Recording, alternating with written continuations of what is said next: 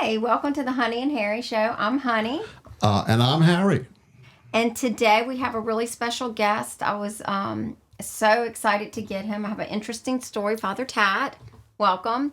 I was looking for furniture and I was handing out my little cards. And you're going to have to remind me of the lady's name because you've told me several times. Sandra Brown. Sandra Brown.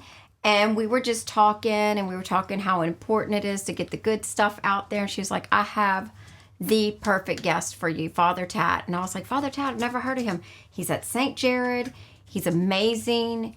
He loves this. He'll do great at this. Like, you know, you're young. You're good at all this. You got a good personality. I've been talking to him for a few minutes before the show. And so I took a leap of faith and reached out to him. And he said yes. So he's here tonight. So thank you for being here. Thank you. Really do appreciate this. Taking time out of your busy schedule. Yes, thank you, Honey, and thank you, Harry. And Harry. Harry's here too. Harry's doing all the hard work trying to get everything going for us tonight. We've had some technical difficulties. So, okay, Father Tat. So we're going to kind of talk about like your purpose. You have such a purpose.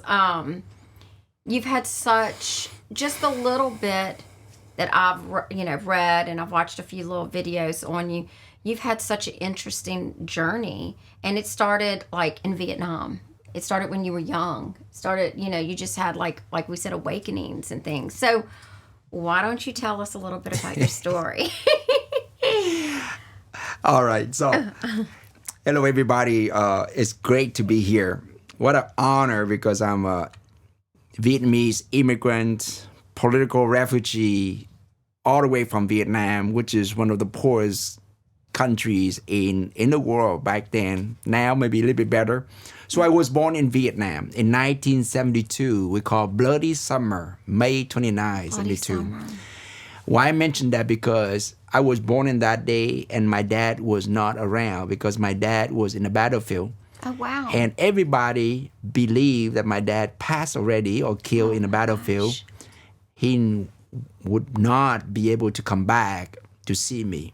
Only everybody knew but my mom, right? Really? So he came back and he saw me, picked up the red, fleshy baby, and he named me Tat Hoang, means victory. Oh.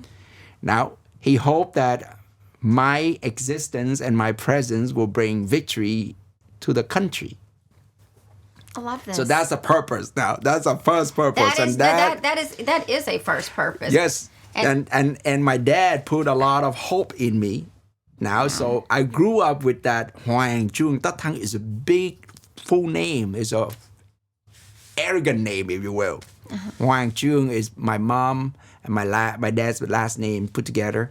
And Tat Hoang means victory, win all the time. Oh, wow. And that is my dad's purpose and hope in me. That's amazing. So with that, I grew up in a family of 5 boys and 1 girl. Okay. I'm a second oldest. But I remember when I was about 12 years old, after like about this time, 7, 8 o'clock after catechism, my friend, my cousin, and myself, 3 of us stood in a corner of the street. I still remember that spot. 1, 2, 3, priest. Really? Yes. So we promised to ourselves that one day we want to become a priest. Really? That young? But we never told anybody that we want to become a priest. So 20 years later, I became a priest. That is crazy. But in Vietnam, it was so competitive because so many young people want to become a priest. So here I am, very quiet guy. I didn't talk a lot back then, and we so poor. To become a priest was a luxury thing. Really? Oh yeah. If you So can become a priest, here. yes. Yeah. If you can become a priest, you are in a different class. Really? Oh yeah, they treat priests in my country like kings. Really? So everybody want to become a priest, but it's hard. You have to go through a lot of tests, and you have to be, handsome, smart, intelligent, good-looking guy, you name it, the top. The top. And I never thought or believed that I could become a priest. But at that time, I also want to become a saint. And I believe that becoming a saint may be easier than to become a priest. Why? Because becoming a priest, you have to go through all kinds of tests and school and this and that. Becoming a saint for me back then, I read story of Saint Therese Lisieux, or Saint Martin de Porres. They became priests, saints when they were pretty young. Yes. So I want to become a saint. If they could become a saint, I can become a saint too, you know? That's right. That's so true. that's my purpose when I was little, when I was teenager. Okay. You wanted to just be a saint at that point. Yeah, because, becoming a saint is a holy thing. I grew up in my country where a lot of Catholics around. It's a whole Catholic village. I can count around my village like 12 different parishes. Really? Yeah, they See, and right next to each other. I had no idea. Yes. In Vietnam. In Vietnam, I thought, because I grew up in a very Catholic village, I thought the whole country was Catholic until I came here. Really? I found out that only 7% Catholic in Vietnam. Really? 7%. Really? Christian altogether, maybe 10%, but Catholic, 7%. But in your village, there were so many 100%. priests. Oh, wow. Because we moved and migrated from north to south. Okay. And we lived together in that village. And that's very populated. Now it's in Saigon, in the south side of Vietnam. Yep. But it's kind of like in the South, like over here in Baton Rouge It's and very New Orleans. Catholic, yep. It's very Catholic. So when I was growing up, I kind of just thought everybody was Catholic. Yes. Thought it was weird when I had a neighbor that wasn't Catholic, and so it's just wherever you grow up and what you're around, what you're used to. Well, that's a blessing for everybody that you became a priest, though. But tell them some more about your journey. I heard you were a mechanic, though, so y'all moved here. Tell them how you moved here, though. I know y'all moved here when you were maybe, what, 10? 21. Oh, 21. Okay, I'm 21 sorry. years old, yes. 21. So I came here in 1993 when I was 21. My oldest brother, 25, and then the rest younger than me. Oh, wow. But 21 years old, too old for high school. And I didn't know how to speak English back then. And so wow. I didn't think I could study anything. So I went to Delgado Community College in New Orleans. Okay. And I studied ESL, which is English second language. And then I picked up mechanic because in Vietnam, I fixed bicycles for a living. And I said, hey, it's the same tools, it's the same stuff, so maybe I just go and study mechanic and fix cars. That's how you make your money, making cars. You're fixing cars, so yeah. I love fixing cars. I fix cars for my families, for my friends, and I did that for 4 years. And then one day I was fixing the cars, and there's a voice came to me and said, Ted, do you believe that a car fixer can fix souls? Isn't that crazy? And I always wanted to become a priest, but I never told anybody about priesthood. Uh-huh. But that voice came to me and kind of reminded me my vocation when I was a little bit younger, And so I said, yes, a car fixer can fix soul. And as you know, that as a priest, you become a confessor and you hear so many stories. And now I'm interested in spiritual awakening. You can help so many people to fix their soul, to strengthen their spirit and all that. What a gift, huh? Yes. Yeah. And then one more opportunity. I heard and say, Ted, don't drink that half glass of water. Save that half glass of water for me and for those who have no water to drink. And I'm telling you, my life is just like a half glass of water. I didn't have girlfriends. I didn't have friends. I was so quiet. I didn't know how to speak in public. So really, I just barely enough to survive. Oh, wow. And from that, I said, yes, I can give this half glass of water to you. And so I think, today I'm just an empty glass, and God just put whatever in there to serve my people, especially here in Baton Rouge. So when did you actually become a priest? 2006, which is when I was 34 years old. 30. And I was ordained right in New Orleans here, where the Blessed Sea Lost Shrine is in New Orleans. Okay, and you have been sent all over. all over. That is so crazy. I mean, like everywhere. I was in Houston for 2 years, associate pastor there, and then I moved to New York. I became a vocation director from my province, where Redemptus, Denver province, and then I moved to Denver for 3 years, so 7 years as vocation director, and then I went back to Chicago, and I worked in the South Side Chicago, West Side Chicago with poor, homeless. Really? And young high school students. And then after that, I asked my leadership to send me to Mexico to study Spanish. Oh, wow. So I lived in Mexico for over a year. And you know Spanish too? I know some Spanish. Oh, I wow. could say Mass in Spanish. Oh, my goodness. And then I came here in 2019. And Redemptrist. Redemptus. And so I feel like, I mean, it's a challenge. Mm-hmm. Have all the parishes you've been to have been? Oh yeah, So as you know, Redemptus, we are called to preach the good news to the poor and the most abandoned. So wherever the poor and the most abandoned, we are. Yeah. We are there. Yeah, well, and that again, we get back to your purpose. I think that's why God was calling you to help all these people. Yes. In these horrible situations, you know. So tell us more about St. Gerard now that you're here. Yes.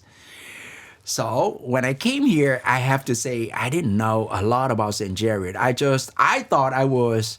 I asked to come here to serve international community, which is Spanish speaking, English speaking, and Vietnamese speaking, right? Wow. Okay. But when I met Bishop Duca said, "No, I just want you to serve the community as St. Gerard."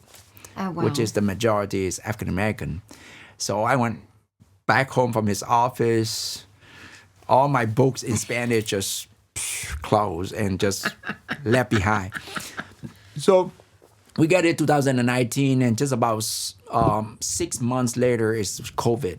The COVID hit. Oh, God. Remember that? And because of that COVID, I think our church and school survived today. Why? Really? Because everybody thought that our church and school closed because the Redemptus High School closed. So they thought that everything closed. But we have live stream, Station of the Cross, live stream Mass, live stream this and that.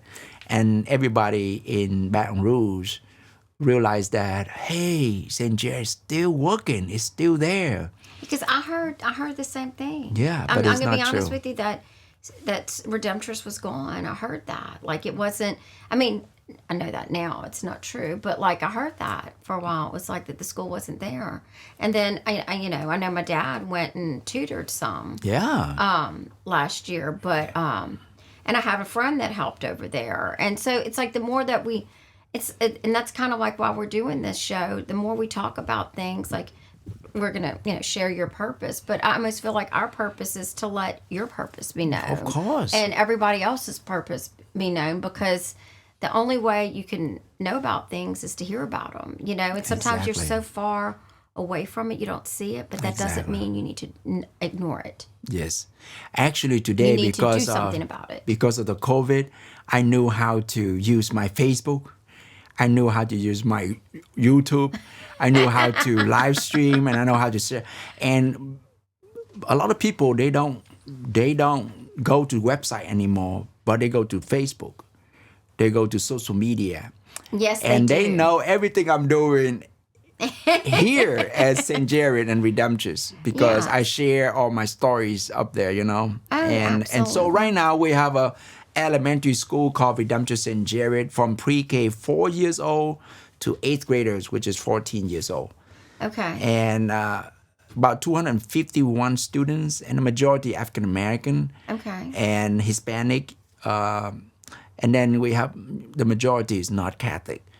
Really? We receive vouchers, like a state government voucher scholarship, and then we have scholarship on top of that too. So, yes, it's different, but I feel like this is exactly what I don't want to say what I'm looking for, but I think exactly what God wants us That's to what do. God is calling you for Because sure. I feel like this is God's mission. It's not just my mission or your mission. It's God's mission. It's It an is. eternal mission.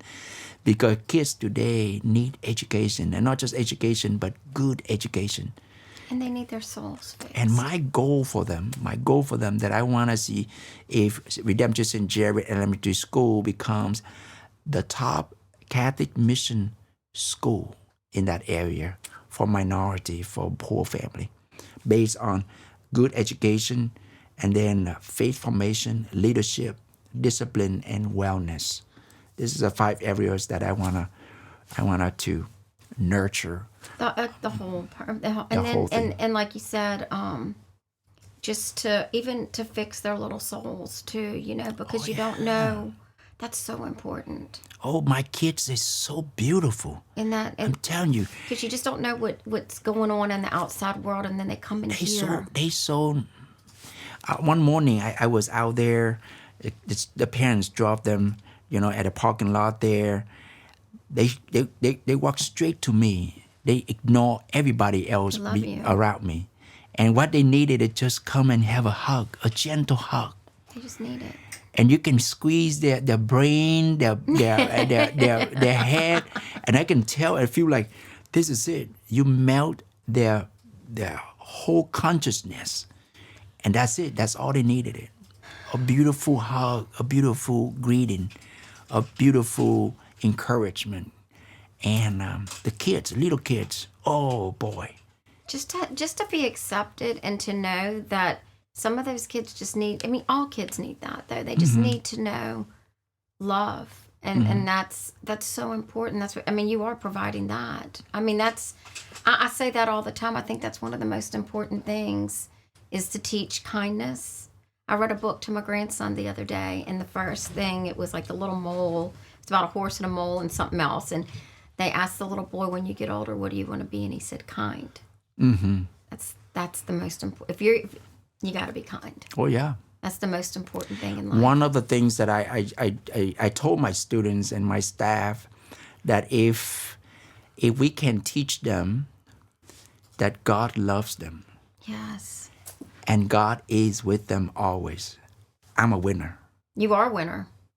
Because if you don't have your faith, you have nothing. Because, a lot of kids today, they walk outside and they're afraid that they walk by themselves. Oh, sure. They're afraid that somebody will attack them and everything else and abuse, whatever. But if they believe that God is with them and God loves them. Oh, my gosh. And that will be, I don't want to say all, but peace within them and confidence and joy. It's just...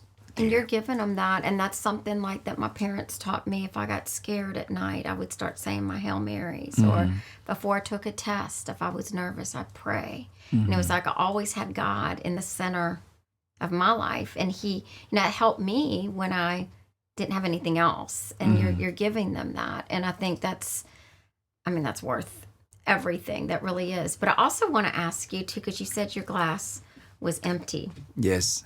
And I know we talked about that earlier. What did some of the kids say when your glass is empty? Tell us that little story, because that's so cute. It sounds like a movie, but in reality, I didn't remember the story until I became a vocation director. Oh wow. Okay, so this story happened when I was 25 some years old, before I entered seminary, of course. Okay. But then 11 years later, when I became a priest already, and I became a vocation director, so. One kid, 5th grader, said, "Father, why did you want to become a priest? How did you make that decision?" And I never thought about my vocation until that question came up, and then I remember that story about the half glass of water. Yeah. And I told God, I said, "God, are you sure you want my half glass of water? It's dirty, germs everywhere." And the voice came back and said, "Tat, it doesn't matter how much you have in the class and how dirty it is. The question here is, are you willing to share with me? And the rest, I'll take care of it." And so I shared that with him, and he said, "So what happened to your half glass of water? It's still half glass? I love kids. Or it's full now or it's empty? And the more I thought about it, I said, I think it's an empty glass. But I keep that glass. I bring that glass with me. It's like my life. My life is just like a vessel. It's just like an empty glass. So everywhere I go, I bring that glass with me. Oh, wow. So that God could pour the water, the milk, the tea, orange juice accordingly. If you ask for a cup of tea, I will use my empty cup and I will go to God to ask for that tea for you. I love that. So God becomes my content. God becomes my substance. I am just an object maybe of his substance, of his content to serve people. So when I came here, same thing. That's the life of missionary, I believe. We don't have talents. We don't have all the gifts. We don't know anybody.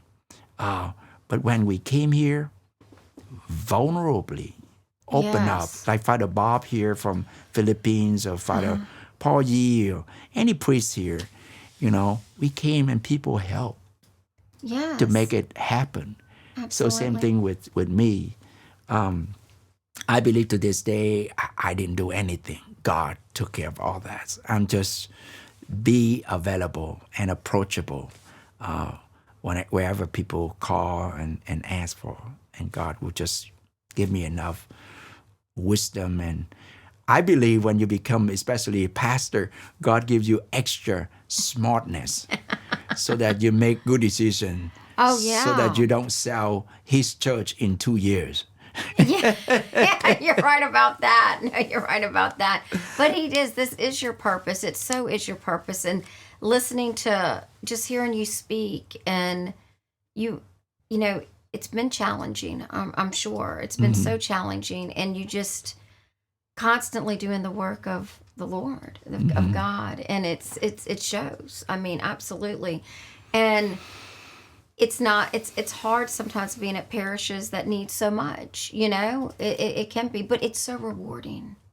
I want to share this story because I feel like that's so rewarding. You see, the thing is, people thought it is a lot of work, but it's not work. It's not. It's not work. This is interesting I'm glad thing. I said no. I feel embarrassed. You know why? Because I just came back from Holy Land just last summer, and I renewed my second term again. I felt like, boy, I don't know why. I have second term, which is 4 more years to do. I said, this is a lot of work, People are tired of me. They don't want to. They don't want to say yes to me anymore. But after that trip from Holy Land, I came back home. I received a message, and the message was, "I need mercy, Ted. I need mercy. Preach mercy. Talk mercy, think mercy, do everything with mercy." Now I said, Mamma mia, it's not about money. It's not about work. He said, go out there, share God's mercy, your mercy, encourage people to be merciful. I said, this is it. This will be fun. My next 4 years will be fun. Will be a lot of fun. Oh. So it's not work. It's about the mercy. You remember the call work of mercy? Yes. Corporal work of mercy and spiritual work of mercy. Yes. That's what I'm talking about. Oh my gosh. Yes. But it's your purpose. Exactly. It's your purpose. Like that's the whole reason. God gives me new purpose. New purpose all the time, and I love what you do I love children, and I know, growing up when I was even little, those special people in your life, you never forget them, and you're one of those people, and you're working through God. You're just working through Him to deliver the message. So I love that. So, Dad, do you have any questions for Father Tat right now?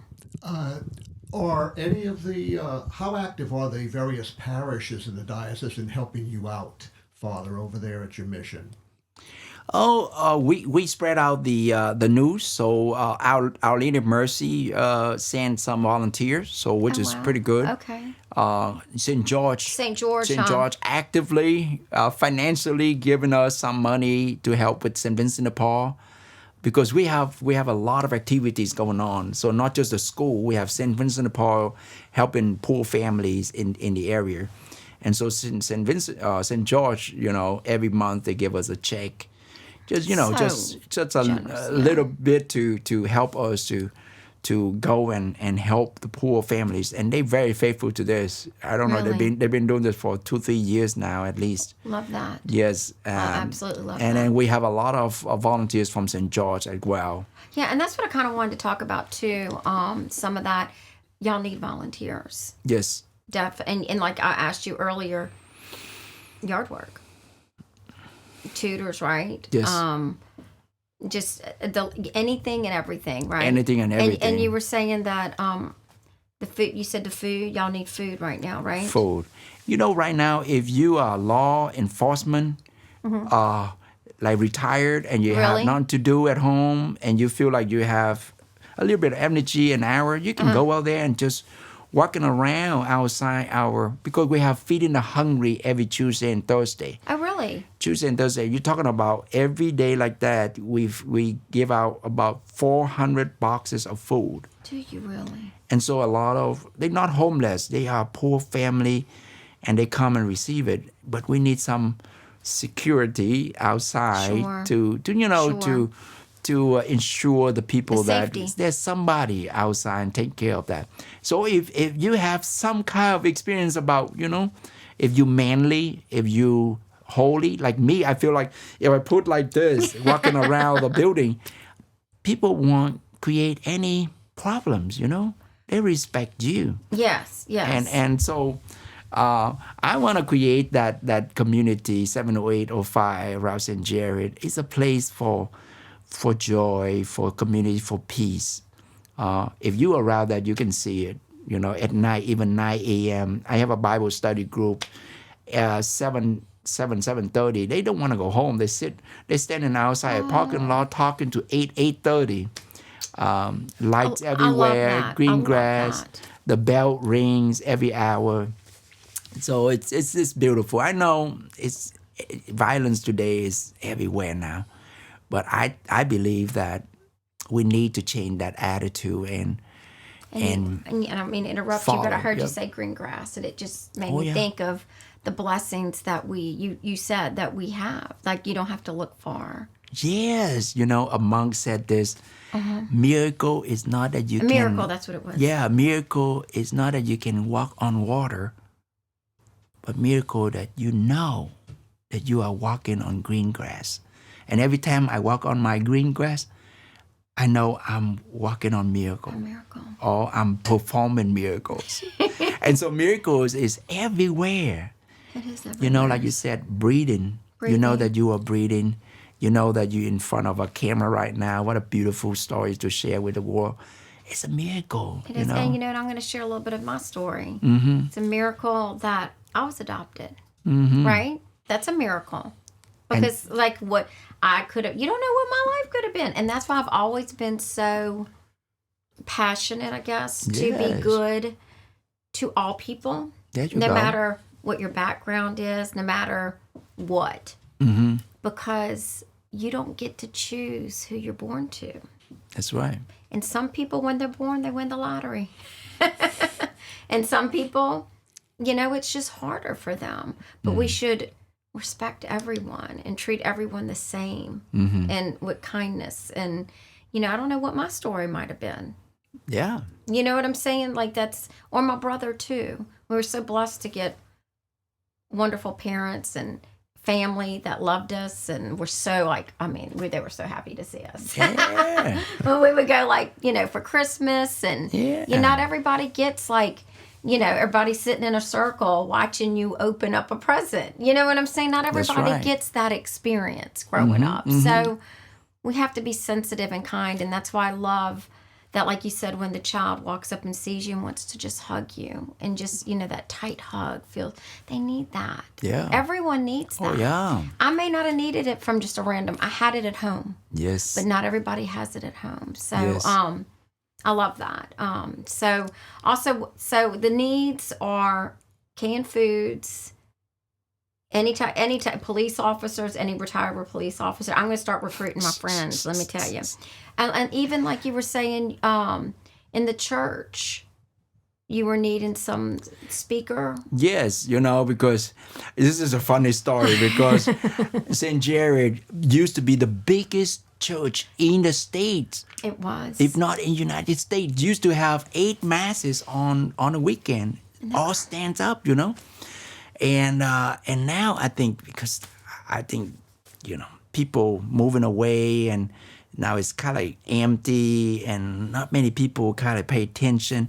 So I remember one Christmas celebration mass. After mass, I asked my uncle. A lot of people in the church. Yeah. So I asked my uncle because he's playing a band, so he knows what going on about sound thing. So after mass, I said, "Uncle, how was it?" He said, "It was okay."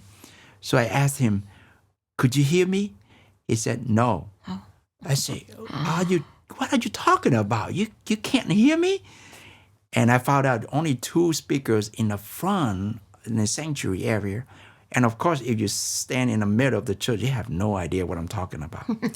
So I hurried, went to Guitar Center and get 5 more speakers so that everybody in the church could hear. But it still is not the right speaker for the church. It's like it's for music. And so I have a volunteer to help me to put together the speaker and the sound.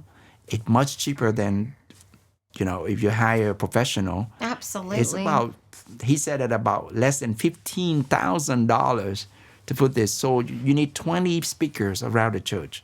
And of course the amplifier and the sound processor and all that thing. But I think it's reasonable. But I wanna preach so that people can hear, especially the elderly. Yes. They couldn't hear well, Yeah. So No, the elderly cannot hear well, I can tell you. And look, my kids, even at my age, I'm only we're a year apart. My kids say I'm deaf, but I think I'm not deaf. I think it's just I'm so used to hearing them fuss at me sometimes. Yeah. But you do, and it's like anybody out there that has, experience with that can definitely, they need help. Yeah, redemptress, we preach the good news, but people can't hear, forget it. Yeah, you need to be able to hear. I mean, and that's true. That's terrible that when you go to church and you can't hear. You can hear, but it's muffling, they call it. But that's so aggravating. You know what I mean? When you can't hear and I feel bad for some people. They there because they love the church, they love the priest, but they couldn't hear well. I say, man. Jeez. Yeah, and I think my son and his wife is from Central, and I do think they go to Christmas Eve Mass with her parents at St. Gerard, I want to say. I think they do. A lot of people go there. I think they do for Christmas Eve. Yes. I think that's where they go. They're going to let me know if I'm wrong, but I'm pretty sure that's where they go because I think her parents went there. So to Redemptress. Yep. Or her father did. One of them did. But anyways, I do know they go there sometimes. So that's they like it, So what about anything else, Dad? I think the fact that there are so many opportunities to help at St. Gerard is a rich opportunity for the rest of the diocese to help out. And you don't have to have just one skill. Any skill you can apply will help. I know, I don't know how to teach little kids or things like that. You taught there. Yeah, my strength, he was a tutor. Yeah, my strength is like 20-year-olds. I can teach them. But so I volunteered, and it's a low-key being there for the children and giving them an opportunity to study a little bit more for the LEAP tests so they can do a little better and have some self-esteem that comes with that. And I can tell from the kids that were there that they enjoy the fact that people are paying attention to them and giving them some of their time. Yeah, they're still kids and they're trying to get off some of their energy from that whole day in school, but they're very appreciative, and they'll remember this. As Father, you pointed out, someone came back to the parish after many years. People do remember their roots and what happened when they were children. No, absolutely. And I'm not a teacher, but I'm a sub, and I'm Miss Honey gives the best hugs. There you go. Oh boy, I'm telling you. And I'm a good excuse maker if you're getting in trouble. I want to tell you this story because a lot of times we expect a lot, and for example, they said if you wanna have a fruit from a tree, you have to plant a tree and wait for 10 years to get the fruit, right? Yes. My kids, my students, the moment you give them something, your smile, your respect, your care, your hug, your education, your time, you feel the difference right there. There you go. One time, this little boy kind of in trouble, waiting for principal to talk to him. And they said, "Are you okay?" And I put my hands on his shoulder. Oh. And I say, "Hey, how old are you now?" "I'm 6 years old." "Do you think when you're 7 years old, you will be better than 6 years old?" "Yes, Father."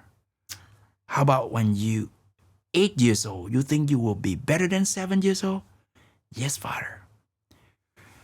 You can feel the difference, They expected that you scream at them and yell at them and, dare not do it again. Yes. But here, with gentle and respect, you can see confidence coming back. And they say, "Yes, I can do it. I can do better next year." Yeah. "I'm sorry." I say, you won't do it again, yeah?" "No, I won't do it again."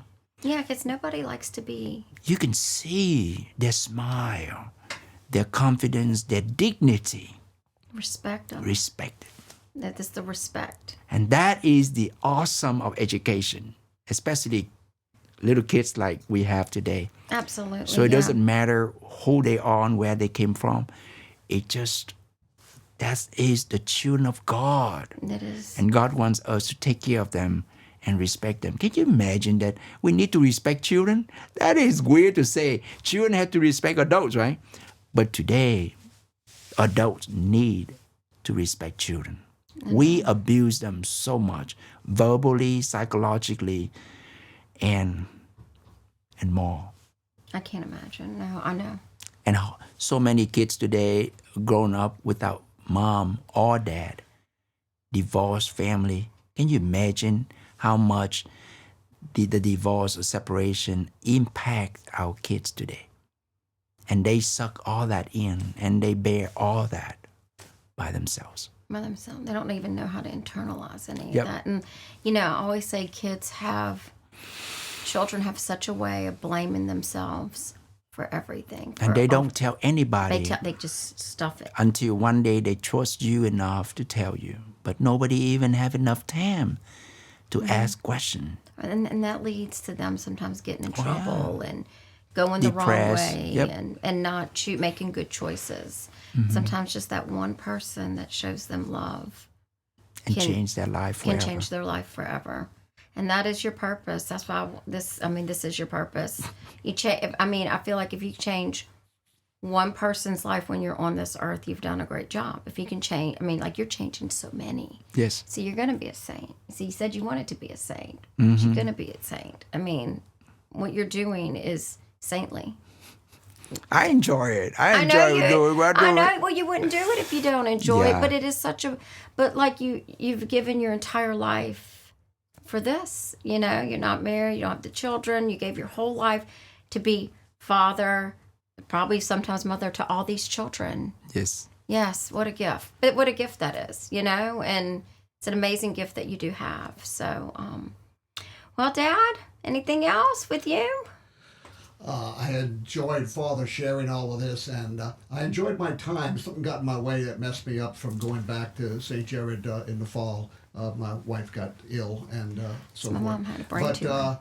yeah, check in the mail. There's a check from our Margaret and I to the parish, to the education wing in the parish to help a little bit. So we want to be able to be part of the blessed story that y'all are working over there. I appreciate, Harry, that even welcoming to this show to announce a little bit of good news and a little bit of mercy and God's love to all of us, because I believe today the world needs to hear not just positive story, but real story. I feel like yes. Right. I feel like we have so many stories to tell. And of course, you listen to us, you have your own stories too.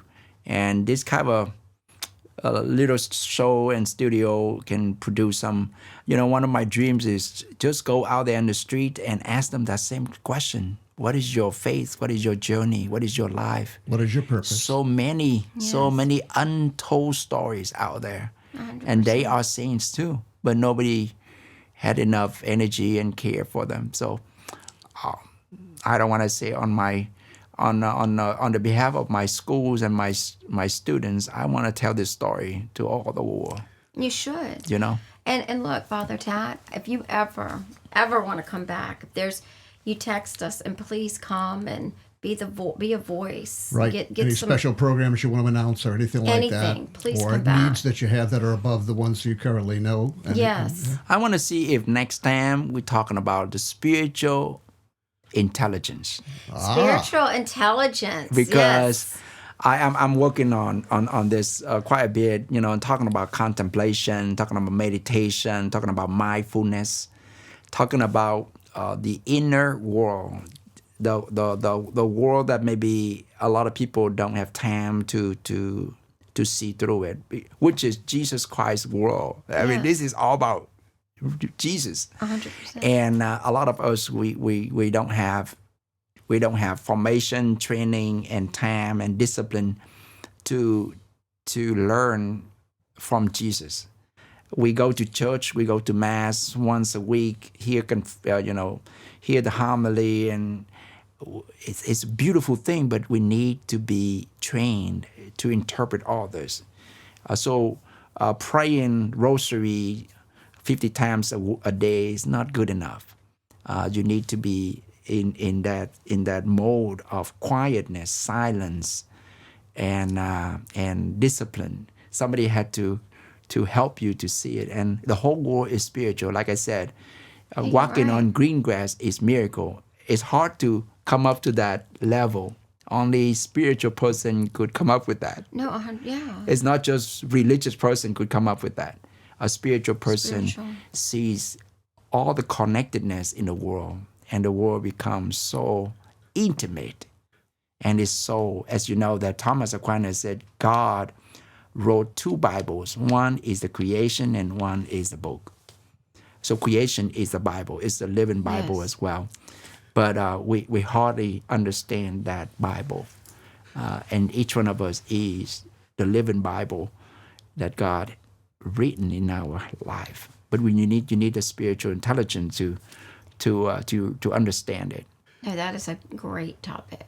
And I could learn a lot from that too. I mean, I think I'm sitting here listening to you, and I've already learned a few things just being with you. And also, the only thing else I wanted to mention, did you say you wrote a book? Or you're writing a little booklet when I was a vocation director called Hearing God's Voice. Okay. Hearing God's Call. 30 days of vocation discernment. And so I was a vocation director, and I tried to find a book for my young prospects, to learn how to discern vocation. And so I couldn't find that book, so I went home and I wrote a book. And that's ingenious. so based on 30 days, and it's a basic, it's a discernment, but it's exactly what is talking about spiritual world. Started from you are created in the image and likeness of God. You have to start right so that your life turns into a right direction and right way.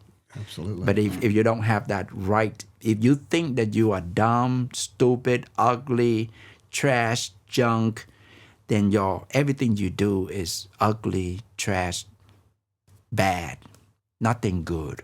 Thank you for And saying our that. and I our need to hear God that. is a loving God, is an right. awesome God, is a good God. It is a good You God. All know, the time. All the time he's good. So we need to believe, not just believe in it. We need to live accordingly with that. And if we truly believe in it, we have a different life.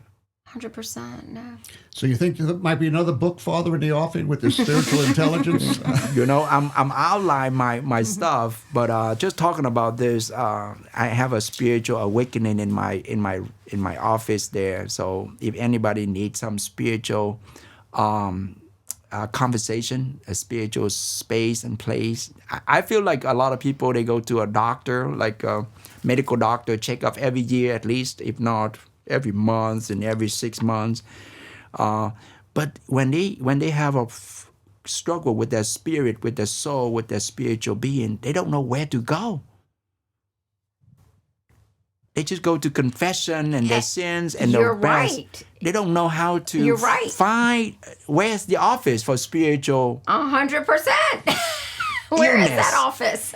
You know, so that's so good. I mean, so I want to just offer that, and I know that when I advertise this, it's very dangerous because a lot of people need this, but I'm willing to help in any way to put them together. And my program, it calls 8 Steps of Spiritual Awakening. 8 steps.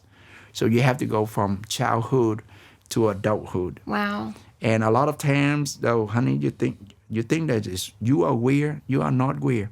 Whatever you act now, whatever you do now, whatever you behave now, somehow it connects with your childhood behavior and life. And if you don't know how you raised and how you grew up back then and what happened in between that, you have no idea why and how you do what you do now. And so in order to solve the problem now, you have to go all the way back to correct that or to understand that and reconcile with and even accept. I call little honey in you that maybe you don't know how to communicate with or you don't know how to embrace it. Little honey in you said, I want to be in the world. I said, no, it's dangerous out there. Stay in there. No, I want to be out there. I can do it. He said, no. It's like your conscience, your consciousness. It's your experiences inside. It's your little soul in there. Little soul. But you need to learn how to embrace it. You need to know how to connect with it. You know how to welcome it. And sometimes you have a lot of trapped emotions, a lot of hurt feelings, a lot of I don't want to say resentments and everything else during that time. And you carry that with you today. Wow. So you need a little bit of time to do that. You're a genius. He's so good, isn't he? We're going to have you back because we're going to just do a whole show on that. Yep. Yes. Because that is like, oh my gosh. Like I'm going to have like my whole friend groups watch. I can do it on you, so You can do it on me. I'll be the guinea pig. yeah. So you will be a talker. I'm just a questioner. I'll be talking. And look, I'm an open book. That's the only. But a lot of people, because of shame, because of guilt, because of secret, they don't want anybody knows. But No, 100%. but this is very important if you want to be healthy. You see, the thing is, You want to be I know completely that the healed. show maybe is long already, but you see, we have IQ, we have EQ. IQ is for intelligence, your intellectual intelligence. EQ for emotional intelligence. SQ is spiritual intelligence. And I feel like we only focus on IQ. You know, when you send kids to school, you want to focus on IQ. EQ, when we in a relationship, you know, and even in relationship, you have no idea why that person feels that way or reacts that way. That EQ. SQ is the highest, I feel, of all the Qs out there. And You don't seek for SQ, which is spiritual intelligence, until you retired, until you adult, which is very sad. You should know all the spiritual aspects and elements of your life when you're still young.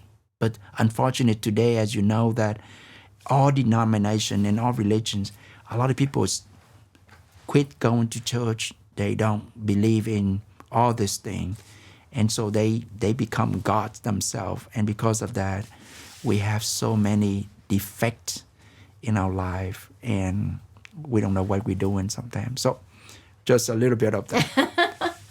Well, we're gonna have to cut this now. We're gonna have to go. I actually had a concussion this week, and the bright lights are starting to get you, right? Starting to get to my head. Yes. So I hit my head. Guess what I did? I was on the playground with my grandkids, and I tried to stand up in between my grandchild that was on there, and my daughter was on the other side. And I stood up, and there was a metal thing. I have a goose egg on my head. Ooh. So this is starting to make me go crazy with the too eyes.